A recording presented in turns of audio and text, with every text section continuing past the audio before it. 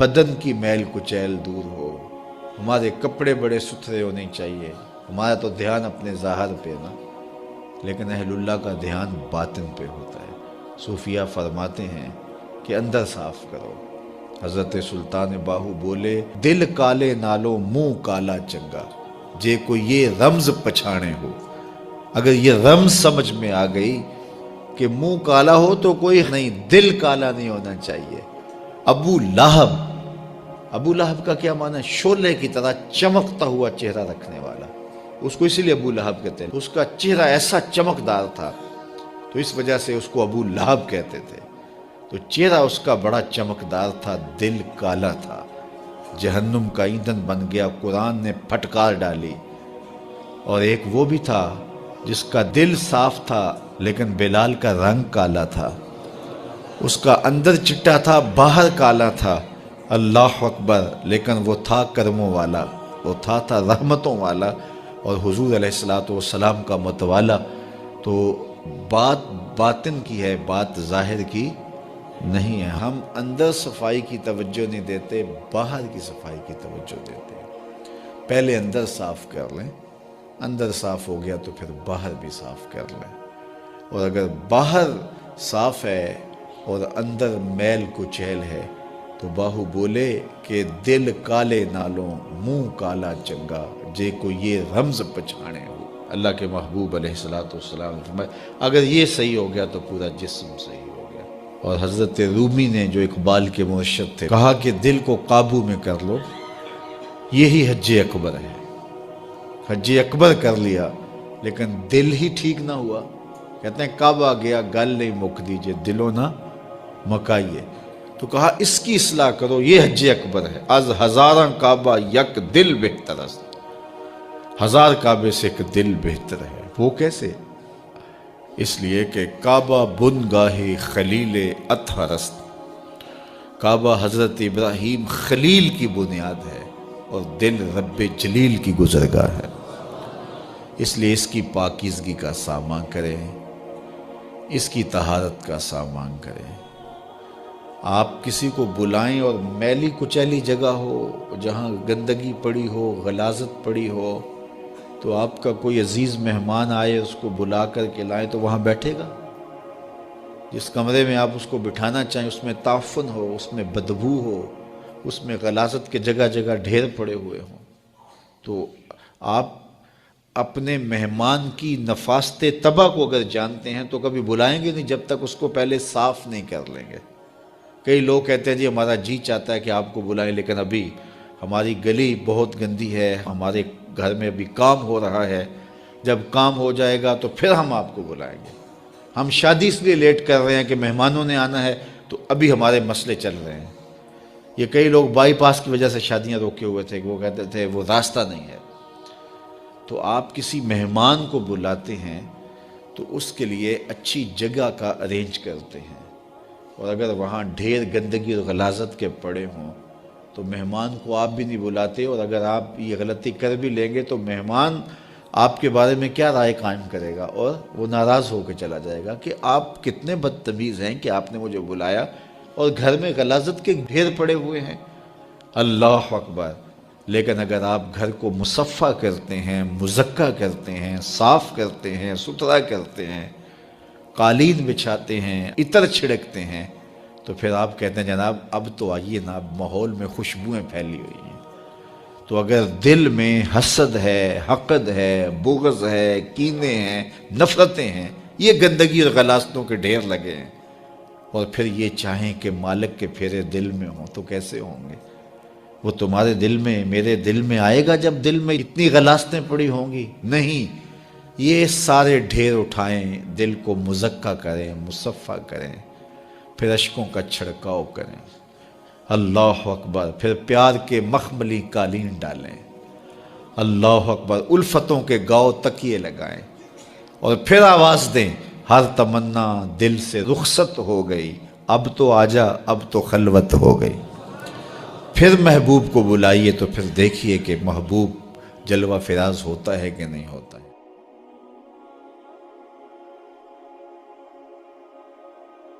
مصر کے اندر حضرت موسیٰ علیہ السلام نے ایک کبتی کو تھپڑ مار دیا تھا، قرآن مجید کے دامن میں یہ واقعہ موجود ہے۔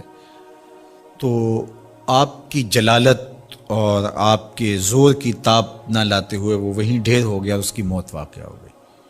تو مصر کے حالات کشیدہ ہو گئے اور حضرت موسیٰ علیہ السلام کو مصر چھوڑنا پڑا۔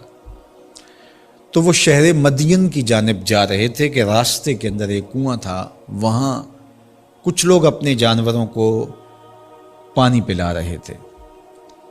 تو حضرت موسیٰ نے دیکھا کہ دو پردہ دار خواتین ہیں، وہ اپنے جانوروں کو ایک سمت لیے کھڑی ہیں۔ سمجھ گئے کہ مردوں کے ہجوم میں آنا نہیں چاہ رہی، ان کا حیا مانے ہے۔ تو آگے بڑھے اور ان کے جانور ہانکے اور ان کو سیراب کیا اور پھر ان کی جانب ہانک دیے۔ وہ واپس گئیں اور اپنے والد بزرگوار سے کہا کہ ایک سال نوجوان جس کی آنکھوں میں شرم و حیا تھا، اس نے ہمارے ساتھ یہ مہربانی کی۔ تو ان کے والد گرامی نے کہا کہ جاؤ اس کو بلا کے لاؤ۔ قرآن مجید میں اس کا ذکر کیا گیا، فجاءتہ احداہما تمشی علی استحیاء، ان میں سے ایک خاتون حیا میں سمٹی ہوئی حاضر ہوئی۔ اس نے کہا کہ ہمارے والد گرامی آپ کو بلاتے ہیں، آپ نے ہمارے ساتھ جو مہربانی کی ہے اس کا وہ اجر دینا چاہتے ہیں۔ تو حضرت موسیٰ علیہ السلام ان کے ساتھ چلے گئے، اور جب گئے تو یہ گھر تھا حضرت شعیب علیہ السلام کا، اور یہ صاحبزادیاں حضرت شعیب علیہ السلام کی تھیں۔ تو اس خاتون کا شرم و حیا کے ماحول میں حضرت موسیٰ علیہ السلام کو یہ کہنا اور چل کے اس انداز سے آنا، قرآن نے اس کی حکایت بیان کی ہے۔ تو خدا کو پسند ہے کوئی خاتون حیا کے ماحول میں آئے تو اللہ اس کی آمد کو اور اس کے آنے کو قرآن کا عنوان بنا دیتا ہے اور قرآن کی حکایت بنا دیتا ہے کہ جو خاتون حیا کے جوہر کی مالکہ ہو وہ اللہ کو کتنی اچھی لگتی ہے۔ اللہ اکبر۔ حضرت نبی اکرم صلی اللہ علیہ وآلہ وسلم کا فرمان حیا کے حوالے سے، الحیاء من الایمان، حیا ایمان سے ہے۔ تو جتنے بھی ایماندار لوگ ہیں وہ پھر حیا کے جوہر سے مزین ہوں گے، مالا مال ہوں گے۔ آپ دیکھ لیجئے سب سے بڑے ایماندار تو میرے اور آپ کے آقا مولا ہیں، اور حضور کمواری لڑکی سے زیادہ حیادار تھے۔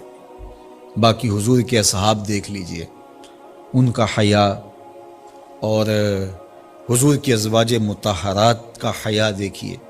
ام المومنین حضرت عائشہ رضی اللہ تعالی عنہا فرماتی ہیں کہ حضور کا جب وصال ہوا اور حضور میرے حجرے میں دفن ہوئے تو میں جب حضور کی قبر انور پہ جاتی تو معمولی چادر اوڑھ کے چلی جاتی، اس خیال سے کہ میرے شوہر ہیں۔ پھر حضرت ابو بکر صدیق رضی اللہ تعالیٰ عنہ کا وصال ہوا تو وہ بھی ساتھ دفن ہو گئے، تو میں پھر بھی اسی حالت میں جاتی اور میں سوچتی کہ ایک میرا شوہر ہے اور دوسرا میرا والد ہے۔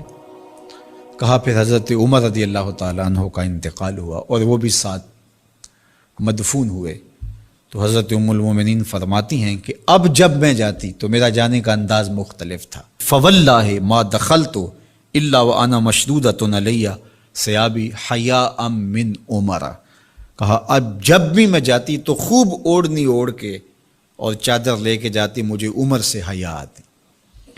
یہ ام المومنین کا انداز زندگی ہے۔ مخدرات اسلام کو اس سے سیکھنا چاہیے۔ جو قبر میں دفن ہیں ان سے بھی یہ حیا کریں، جو مومنوں کی ماں بھی لگتی ہیں۔ اور آج یہ دلائل دیے جائیں کہ پردہ تو جناب دل کا ہوتا ہے، چہرے کا پردہ تو نہیں ہے۔ باقی کسی کو اپنی آنکھ میں شرم پیدا کرنی چاہیے۔ عورت کو کیا ضرورت ہے کہ وہ اپنے آپ کو ڈھانپ کے رکھے؟ اب ام المومنین کا عمل یہ ہے کہ فرماتی ہیں کہ میں اپنے آپ کو خوب سمیٹ کے جاتی حیاء من عمر۔ عمر قبر میں ہیں لیکن ام المومنین فرماتی ہیں مجھے پھر بھی حیا آتی۔ اور حضرت سیدہ طیبہ طاہرہ حضرت فاطمہ الزہرا رضی اللہ تعالی عنہا نے کہا کہ عورت کے لیے بہترین پردہ یہ ہے کہ اس کو کوئی غیر مرد نہ دیکھے اور وہ غیر مرد کو نہ دیکھے۔